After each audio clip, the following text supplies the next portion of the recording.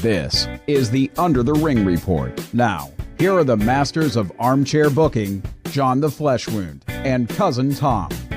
Greetings, wrestling fans, as we are right upon the dawn of 2019. And, Tom, that means one thing for us, right? It's the Under the Ring Report year-end awards. Second year we've done these. Yeah, that does not seem possible. That it's second year already. I know. And I mean, 2018, a lot of things have happened in the world of professional wrestling. So many groundbreaking things, too, if you want to talk that way. Oh, well, we've had the return of the NWA. Yep. We've had a independent wrestling boom. Mm-hmm.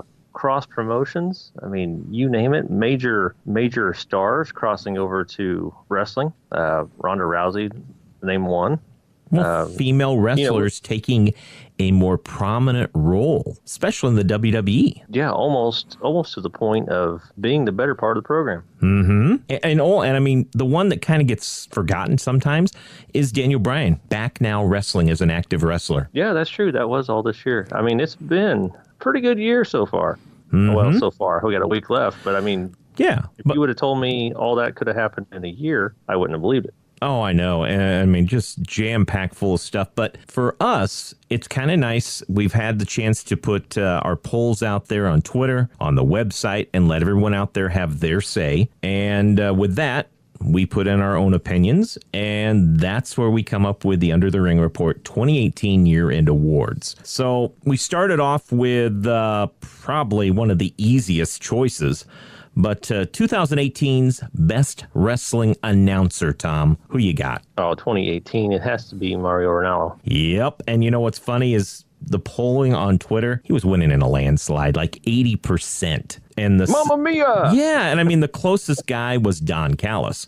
But, yeah, you're right. I mean, he makes NXT every show, it seems like it's a big event. You know what I mean? Not just a regular announcer call it. Everything to him is exciting and must-watch TV, I think. Well, and I like his style because it's big. He uses metaphors and different things that you don't normally hear, and he's not predictable. He has a couple catchphrases, but I'm not hearing vintage this and vintage that and the Michael Cole spiel, which is, and he's doing what he's getting paid to do, and that is build the next event for WWE. I understand that.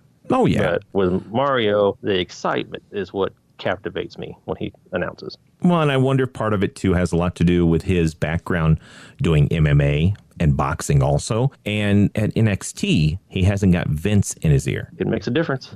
I think you're right. So as we talk about him winning our 2018 Best Wrestling Announcer of the Year, we'll just segue right into another easy one, but the best weekly wrestling TV show, Tom. Hands down, according to the poll, NXT by a landslide. Yep. Week in and week out, I mean, they have put on very compelling TV, and it's probably really the main reason to have the WWE Network right now. And if you don't have that, then you can pick it up and watch it on Hulu. You know, those are the two easiest ways right now to catch that, and I think the ratings for that, if they went head-to-head with the other programs, they'd blow them out of the water. The thing about NXT is it's simplistic, which makes it entertaining. Yep. And I don't mean to sound like I'm talking down about it, but the show is an hour format show. The pay-per-views are 3 hours max. You can come into an NXT pay-per-view not knowing who the characters are, and in that pay-per-view, they'll have a story and you'll figure it out real quick. You know, you don't feel lost. Mm-hmm. Well, and the other thing, you can tell that they've got some folks that get the idea of how to tell stories, helping these people out. I mean, you can't tell me that if you watch an NXT show that you don't get that feel that the showstopper's got his hands all over some of those matches. Oh, yeah. Yeah, they're it's all, you can tell. You can definitely tell that he's behind the scenes, and there's a lot of other people behind the scenes that are helping out that program. But man, I mean, for an hour-long show with new talent, some have already made a name for themselves, some are starting to. Mm-hmm. You can't go wrong with that. I mean, the production value's there. You don't feel like you're watching the third-rate substitute for a wrestling TV show. Mm-hmm. I mean, it's a full-blown entertainment value, I think. Yep, I would agree. And as I was going to say before you started talking about that too, I mean, we looked at the voting on Twitter, and I mean, NXT won 80%, and the other two shows tied was SmackDown and New Japan Wrestling on Axis, and they weren't even close to catching up with NXT.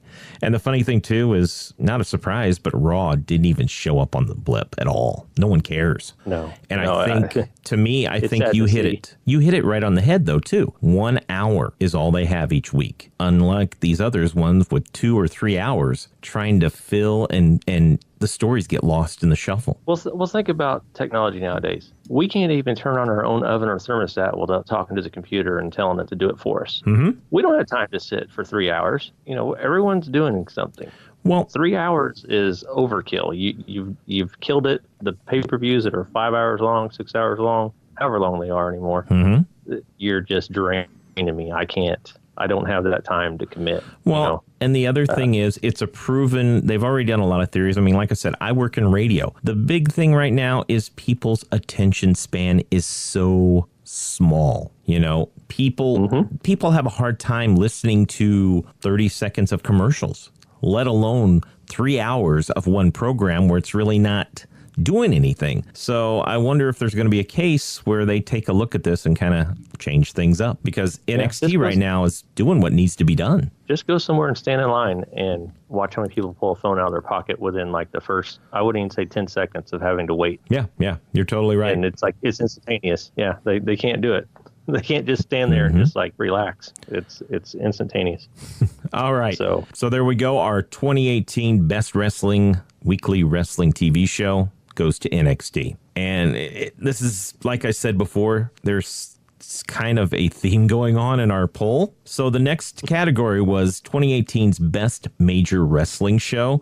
And Tom, our poll that we ran on Twitter, NXT TakeOver New Orleans won. 43% people had them winning. So what do you think? I mean, we both watched it. Oh, I'm not surprised.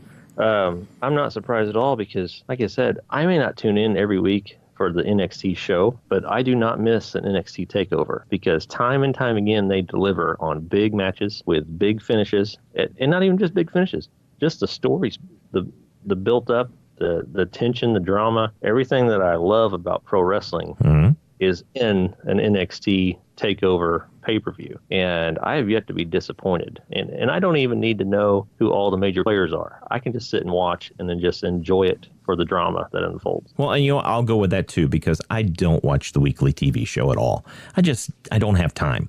But I'm with you in that, unlike like the major WWE pay-per-views and stuff, I can sit down and just watch TakeOver. I don't need to know the backstory of anything because everything is kind of contained right there in that pay-per-view and tells me a story that I need to know. And part of it is there's no bullshit talk stuff going on. They're putting on a story with their wrestling, and that's what I enjoy. So yeah, there's no segments. If there is, it's short and sweet. They just come out to their entrance music and get on with business. And then proceed to the next thing. And the thing I love about those takeover pay-per-views is the guys are trying, and the gals are trying to one up the last guy. Someone's always trying to steal the show. And as soon as you get to talking about something before the show's over, you're talking about something else. Yeah, that's what you want out of a pay-per-view.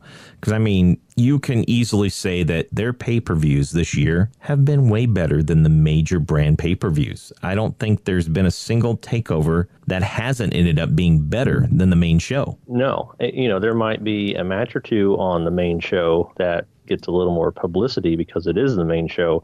But as far as start to finish for a pay-per-view, I think hands down, NXT's got them beat. Yep. All right. So there you go. We're going with NXT TakeOver New Orleans as the 2018 Best Major Wrestling pay-per-view. Quick thing in there, too. There was some votes for WrestleMania, All In, and Slammiversary actually got a few things in Wrestle Kingdom, but not enough to even come close to where everyone was voting for NXT. Yeah. All right. So next list, we talked a little bit about this at the beginning of the show, but a lot of shocking moments of 2018, Tom. Now, if you have to think of something that you just went, holy cow, this happened, what would it be for you in 2018? Oh, wow. 2018. Man, there's been so many, and I know as soon as I say something, you're going to be, well, what about this? But I would have to say one of the more shocking moments for me was the emergence of Becky Lynch. And when she come out as the man and got her nose broke and just the whole aura she gave off for that, and the way, it seems like WWE, I don't know if they do it on purpose, which I don't think they do. If they do, they're really smart. But it seems like there's always a slow build, or they're not behind somebody, and the fans are the ones that demand something happens. Yeah. And you didn't get that with Becky until the fans, seemed like the fans just kind of like pushed her to the moon. Okay. Kind of goes back a few years with Daniel Bryan. Oh, yeah.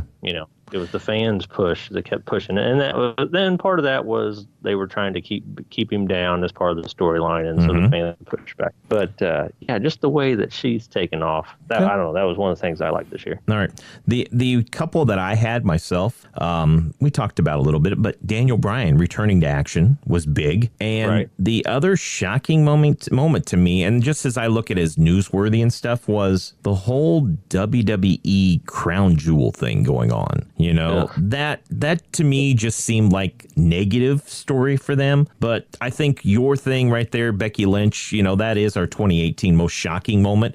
But like you said, there were a lot of other things going on that you just kind of went, whoa, I can't believe this happened. Yeah, I mean, like you said with Daniel Bryan, that's a huge story. But 2018 has been such a big year for wrestling that it almost gets overlooked. It's like he come back from multiple concussions and being told he would never wrestle again. Yeah. And now here he is, turned heel and on another run, which I'm happy for.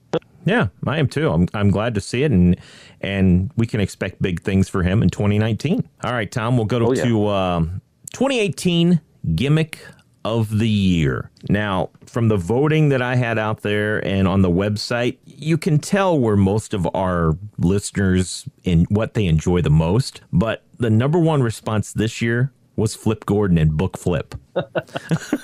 You know what? I can't argue that. That immediately brought a smile to my face because that was great storytelling. Oh, it was, yeah. And I mean, they did a great job of making a guy who a year and a half ago, no one knew who the hell Flip Gordon was. And because of their YouTube show and how they booked him and how they did everything up into the All-In pay-per-view and how he got into the show was put together perfectly. And I think they've made themselves another star just by how they showcased him on that. Well, just like you said at the beginning, they made him or got him over. Yeah. Just through all. And to top it off, that last pay-per-view they had, Bully Ray just sent him skyrocketing. That I Quit match was fantastic. And, and Bully Ray did his job as the heel.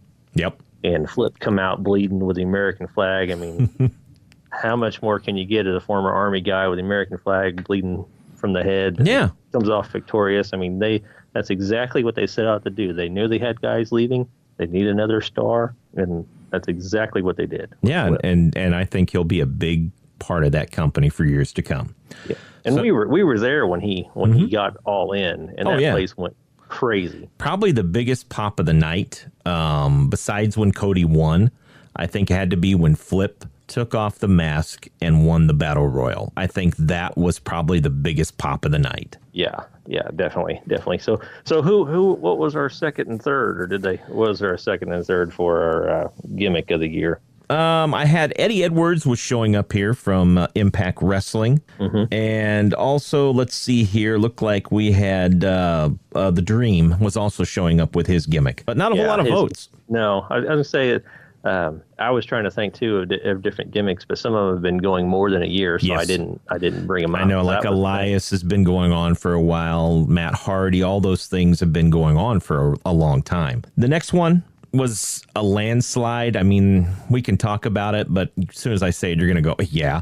2018 Rookie of the Year. I don't even have to tell you. You're going to tell me who the winner is. Oh, well, that's the one that drew all the eyes to the WWE. Yeah. And that would be Rowdy Ronda Rousey and her crossover, which last year at WrestleMania, I will admit, I was among the doubters who didn't expect much. No, I didn't either. And boy, was I happily surprised by her performance and her performance since then. She has impressed me I mean, there's some things you forget sometimes how green she is, because her mic skills aren't the greatest. But I'll tell you what she lacks in that, she knows how to sell. She knows how to wrestle really well and put on a great story. Once she gets the speaking part down where it should be, she's going to be someone to really build around. You know what I mean? They're already building around her, but I mean, you look at it now and where WrestleMania is leading up to and what it could end up being, could be Becky. It could be a three-way with also Charlotte. That has the makings to be the main event of WrestleMania, which if you told me that 2 or 3 years ago, I would have thought maybe you were crazy. But like you said, women's wrestling is more entertaining now than men. Yeah. Well, and when they first announced, or when there was the rumors that Ronda Rousey was going to come to WWE, I did the eye roll. I'm like, oh, here we go. Just trying to, you're trying to get a celebrity to watch your product. They've been doing it every year for every WrestleMania since WrestleMania 1. And so I really didn't expect a whole lot. And then I was impressed with the performance. And then I immediately went from being impressed to, well, she's not going to show up on a weekly show. She's going to be like Lesnar and show up once in a blue moon. Well, here she is every week on Raw, and they've got her doing things. And then again, I'm like, okay, well, she's on here, she's done a show, but she really hasn't taken any bumps. Well, then she proves me wrong again. Then she has that match with Charlotte, and I've never seen anyone take a beating with a Singapore cane like that because she wasn't protecting herself right. She had welts all over her elbows and everything. And I thought, man, she's 100% committed on this. If she was willing to just get whipped like a redheaded stepchild. I know, yeah. And I mean, it was brutal. It was a downright brutal beating because she wasn't, you could tell she wasn't squaring up so it was even. It was all over her shins and elbows and everything. And I thought, okay, hats off. I can't come up with any more excuses not to root for this person. Yeah. And so, Rookie of the Year, hands down. Yeah, that was an easy one. Then we take a look at 2018's Most Improved Wrestler, winning by a big majority. And you know what? To each his own. But I mean, I think I like this too. I mean, right now they're saying Cody Rhodes by 70% as the most improved wrestler. If you think about all the high profile matches he was part of and the whole Bullet Club is fine, how he got in and tore apart the Bullet Club. I think you look at that compared to where he was 2 years ago as Stardust, you have to really go, you know what? He's turned himself into a main event wrestler when in WWE, they didn't feel he was there at all. He was maybe a mid-carder, and that was it. Yeah. So I look at that and I say, I can see Cody Rhodes as probably the most improved wrestler of 2018. Or the best self-promoter of 2018. Well, that could be too. And a couple other people showing up there, Scorpio Sky, who with SCU, behind him. He's become very prominent. And the other person that I noticed here was showing up was Allie from Impact Wrestling. Evidently had an Impact Wrestling fan that was answering questions. Hey, there's more than a couple out there. Oh, I know there is. But yes, hands down, it was Cody Rhodes winning. But there you go. Yeah, I can't argue Cody. I mean, the things that he's done since leaving the WWE have been remarkable. Yep. And they don't show any signs of returning. And to say he's in demand would be an understatement, Mm-hmm. I mean, where he's went, there's been a big match draw. There's been a big feel to it. Crowds have been into it. It's publicity. It's done everything that you want to do in the wrestling business. And so hands down. And Scorpio Sky, I'm a big Scorpio Sky guy. So. SCU. All right. We'll now jump over to 2018 Feud of the Year. And Tom, it's NXT. Go ahead. Oh, it's Tommaso Ciampa and Johnny Gargano. Uh-huh. And I don't even know if there's anything close to even coming. You know what I mean? I mean, we put this on Twitter, and 76% of the votes went to that match up between those two guys. Tell you what, those matches they had, the last man stand. I mean, they did think. I've watched wrestling for so many years, and so you think you have it all figured out. And to watch a last man standing match and then get tricked, I got played. I thought I had it figured out what was going to happen. And then I'm like, oh, you dummy, you fell for it.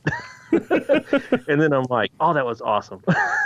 Because it's nice to not know what's going on, even if you think you know what's going on. And I was blown away by all their matches. It was just well, and the cool part about fantastic. the one thing I also like about this feud is, unlike what they do now, this is kind of harkening back to 20 years ago. In this feud, now both wrestlers have been affected by it. You know, that's what's cool. Their storylines now are going ways because of the feud and how it changed both of them. That's what I think makes it just last. They didn't just feud and hug and then go on and do something else. No. And that's what made it so good. The closest thing, and out of stuff we put there, 24% people, and it was the winner of last year, but Omega and Okada. But it didn't even come close to matching what those guys were doing this year in NXT. No. Well, and Omega and Okada was kind of like an overlap, yeah, but not for a whole year like what these guys did. And,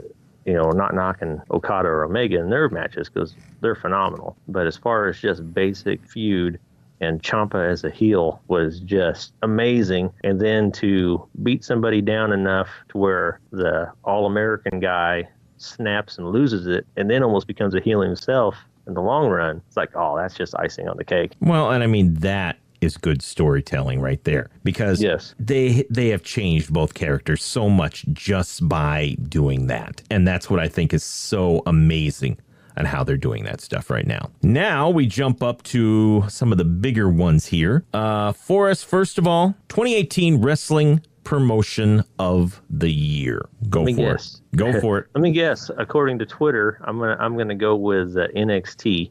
You're right. Yeah. Hands down, NXT is a 75% winner, and surprisingly, New Japan Pro Wrestling and Impact tied. WWE didn't really show up in the mix, but NXT was very strong because of the storytelling, I believe. Yeah. Well, the storytelling, and then speaking of the other two, when we were at All In, all those people there are wrestling fans and grew up wrestling fans, hardcore wrestling fans. The majority of them there, we weren't, we were there to see some old WWE stars, but we were more invested in the current product, which was New Japan, Ring of Honor, and Impact. Yeah. Well, you wanted to see guys like Cage, and all these young guys that you keep seeing on Being Elite or Lucha Underground or wherever, and this was your chance to see them all in one place. And it does say a lot, as I think why NXT does so well, because a lot of these guys were big stars just a year or two ago. That's why they're now at NXT, and people are loving that. Your Ricochets and guys like that. People are just going, I got to see this guy now. And I think it's just all part of the big boom of, as you said, people are tired of what WWE is selling, so they're getting more into new things they haven't experienced. So these guys are getting gobbled up by NXT, and that's why people are wanting to watch it. Yeah. Yep, and that's why NXT is far and away right now, according to our voters. Yes. Heads above the class on everybody else. All right. 2018 Tag Team of the Year. Tom, we did see these guys. The Revival. That would be most disappointing tag team of the year. I heard a good quote about the Revival from Cornette, and Jim Cornette said they tripped over bad booking. But you do know who the 2018 Tag Team of the Year is now, right? Come on. You saw him wrestle this year. Come on. SCU? Oh, Jesus Christ. How about the Young Bucks? Yes, the Young Bucks have made their way to the heavyweight division of New Japan and helped with Cody to put on All In. And they had themselves a really good year. Some of the other teams that did show up in our voting, the Usos, but you know what? Truthfully, you can't really count anybody in WWE right now because tag team is almost non-existent. And LAX got a few votes too. Yeah, LAX isn't bad. Usos had a really good run there for early in the year, and then I don't know what seemed to happen. Well, I think personally, my opinion is that WWE could not figure out how to put a spotlight on 3 different sections of its company. So tag team went to the shitter while the women got the spotlight the tag team had for a while. Yeah, that might be. But the our winner in the category, Young Bucks, getting to see them in person was not disappointing at all. That was a fun match, even though it was just came in under the wire before they lost their TV feed for the Yeah. for the. And I'll tell you what, very nice guys, because I'll tell you what, the next morning when we waited in line to get autographs, I'll tell you what, if it had been me, I would have been dead tired, said, F it, time to go. But you know what? Very gracious, and they sat there through really long lines thanking everyone for being at the show. So, Well, great reason dudes. they're the number one sellers at Pro Wrestling Tees. That's true. All right. The next one is another one of those landslide victories. 2018 Female Wrestler of the Year. I'm not even going to say the name because you can. The man, Becky Lynch. You got it. When the man comes around. The man comes around, and I'd say she's also the man on Twitter too, because she's just killing people. Well, I'll tell you what, in our voting, she took home 73%. The only other people getting votes, we had Ronda Rousey and Tessa Blanchard, and then a couple people voted for Charlotte Flair. So, but Becky Lynch, by a landslide, beat all them. And you know what's funny is last year at this time, we were talking about Asuka. So things changed real quick. Right. Things do change. Now, they put the belt back on Asuka, which all that does is build up the feud for, Lynch and everything else, which I didn't mind that. But, the way, not only the way that she took the title and then to announce herself as the man, in homage as a put down to Charlotte Flair. Charlotte's dad. Yeah, because Charlotte's dad always called himself the man, but I just loved everything. I loved the new persona, the way she handled herself in the ring. Her on mic skills were on point. Everything I bought, hook, line, and sinker. I believed everything she's selling. So I agree. More power to the man. Yeah, and you know what? It's a different feel. And hopefully what she's doing will change the way people look at female wrestlers. And I hope she does get to main event WrestleMania because she deserves it. All right, our 2018 Male Wrestler of the Year. Now, this is kind of surprising, Tom, and I know you're going to know who it is. He comes from NXT. He's the current champion. That would be Tommaso Ciampa. Isn't that kind of weird to me that an NXT guy is going to win Wrestler of the Year? And I mean, it was close, though. I'll give him this. He barely beat AJ Styles and Kenny Omega. That's surprising. That's some strong company. Yeah, it is. But top out. But as we've noticed how NXT has been winning most of these awards, it tells you that most of these wrestlers or most of these fans are into NXT. There was even a vote for our man Pentagon Jr. So that was pretty cool that he actually got mentioned in Male Wrestler of the Year because he did quite a lot himself in Lucha Underground and Impact Wrestling. But, I mean, we've already talked a little bit about Ciampa, but congratulations to him, a guy who really had no fanfare coming into NXT. And I'll tell you what, I'm looking forward to the time when he does get called up to the main roster because if they use him correctly, it could change what WWE's doing. Yeah, and the thing of it is, he earned everything he's been awarded. I mean, he had worked through injuries, he stuck it out, and he's earned it. So, I'm with you there. They just got to use him right. Yep. That's the only thing. AJ Styles as number 2, I can't argue with AJ Styles. He is steady either. Just very steady. He was a rock when WWE was shaky. Yeah. Once they realized what they had, which took them long enough, and put the title on him, every time he went out there was like, okay, I got to watch this match because I know it's going to be good. Yep. And you can't say that with a lot of people. There's certain ones, a handful, you're like, okay, I got to watch their match because I know it'll be good. Mm-hmm. And to be able to say that with a guy, that's the reason you give the guy a belt. Yeah. You want people to watch the product. All right, 2018 Match of the Year. This is really not a surprise to me, but Okada and Omega 4. That won. And I mean, it was probably their best match of all the matches they've had, to me. Other matches that actually got some votes in there, too. Pentagon Jr. versus Sami Callihan. If you haven't had a chance to see that one, it's over the effing top. Styles and Finn Balor also got votes, too. The one that blew me away early in the year, this was probably back in April, and that was the NXT New Orleans one, the ladder match, which was, I think, Ricochet's debut. Oh, yeah. That ladder match had spots in it I had never seen before. Mm-hmm. And Ricochet's doing backflips off ladders that are falling out of the ring.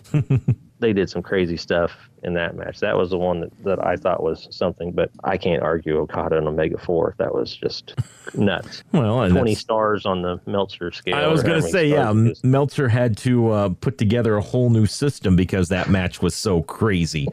And I'm okay with that because if you're going to finish up a feud, that's the way you do it. You put on a match that people will keep talking about for a whole year. And I think that pretty much told you why Okada is considered one of the best right now. I mean, Omega we know, but Okada, it takes two to tango, and Okada is just as good. Yeah, he was impressive when we saw him at All In. Yes, very true. All right, so that is our 2018 awards. Thank you very much to everyone who voted. And before we go, it's also nice to kind of take a look back at 2018 on our end. First thing I'd like to do real quick, too, is kind of mention some of the wrestlers we lost this year. Because you know what? We lost a lot of big names, to be quite honest with you. Yes, we did. Earlier in the year, we lost Bruno Sammartino, probably the best heavyweight of all time for the WWE. I mean, he built the WWE along with Madison Square Garden, if you ask me. We had Vader. Vader passed away. And also right around that time, too, we lost Nikolai Volkov. We also lost Jim the Anvil Neidhart not too long ago. Brian Christopher Lawler and Dynamite Kid and Larry Hennig just passed away. And besides that, some guys that a lot of folks don't know as well. Brickhouse Brown, Johnny Valiant, and Maso Saito, who was Mr. Fuji's tag team partner back in their heyday. A lot of great memories as kids watching these guys wrestle on my TV on Saturday mornings. Yeah, same here. So now we take a look, Tom, and we've got the awards there out of the way, but what in wrestling in 2018 sticks out to you as some of the cool moments? And it's either things you've been to, things you've watched on TV, or just what's happened in general in professional wrestling. Well, a couple things stick out to me. First was getting to attend All In, which we've talked about before on the show. Oh, yeah. Getting to do that and the StarCast convention was just an eye-opening experience, getting to be around other wrestling fans of all different ages from different countries, different states. Just a lot of fun. And everyone that was there was really professional, polite. It was just a good time. So that show was, like I've said before, the most fun I've ever had at a wrestling show. The second thing that interests me is the NWA, which I never thought I would be saying this. I love what they've been doing. And they're doing it just like how the NWA originally started. It was a wrestling alliance. It was never meant to be one company. It was meant to be an alliance across different wrestling organizations, and the owners would vote for the champion, and he would do territory to territory. And, having Cody winning it All In, put more eyes on it. Now, Nick Aldis has it back. Nick Aldis, I think, is an awesome... Very underrated. Very underrated He's very talent. underrated, but the thing I like most about him is he acts the part of a champion. Three-piece suits, all business, carries the title under his arm like it really means something, goes to Europe and defends it, goes to Ireland, defends it, comes back to the States and defends it. I love what they're doing. I love the cross promotion on YouTube, their 10 Pound the Gold series that they've been doing. I just like the whole scenario of it all. And just think that a year ago, we weren't even talking about NWA. No, I remember everyone was laughing when Billy Corgan bought the NWA. It's like, what the hell would you do that for? Exactly.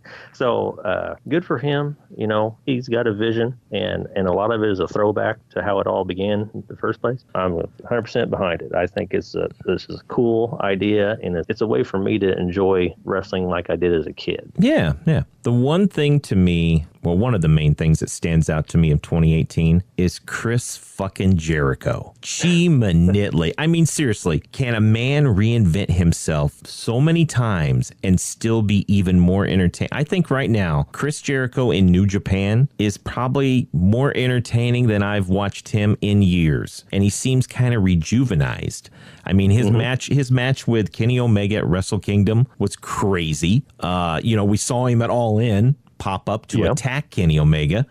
He's got a new match coming up, Wrestle Kingdom 13. He'll be wrestling Naito, and really looking forward to that. And, as an Intercontinental Champion of New Japan, the guy has reinvented himself so many times. And, you get to that point sometimes where you think of a wrestler as a WWE guy. And they got to the point where Jericho was considered a WWE guy. I mean, he even wrestled for WWE this year at the Battle Royal or whatever the hell after WrestleMania,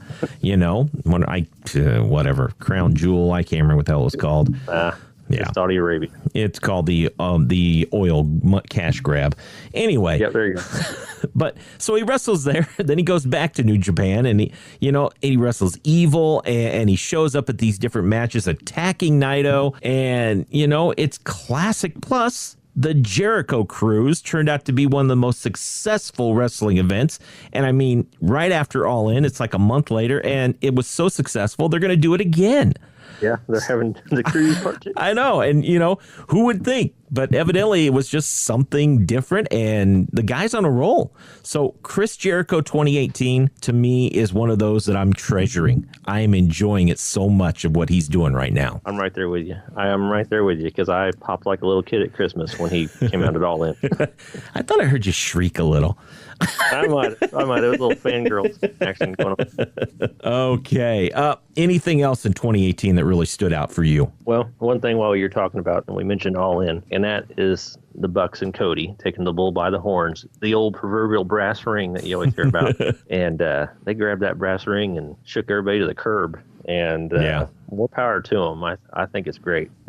Those guys have really turned the wrestling world on its ear by being inventive with their YouTube channel, being self-promoters. They have their wives doing things, working for them. It's a family affair. Can't say enough good things about what those guys have done for wrestling this year. And they are top-notch performers when they're in the ring. I mean, I think this has been the year of the Bucks and Cody Rhodes also. It's been the year of the elite, hands down. Yeah. I mean, they've all had their shot to shine out there. You think about Hangman Page and his whole thing with Joey Ryan and how that paid off. And I mean, they all just did wonderful things. So, I mean, for wrestling fans, to me out there, if you weren't happy with what they were doing in WWE, didn't really matter. There's so much wrestling out there right now. That's what I think is cool. This year, more so than any other year, I think there's been more things out there for people to get involved with.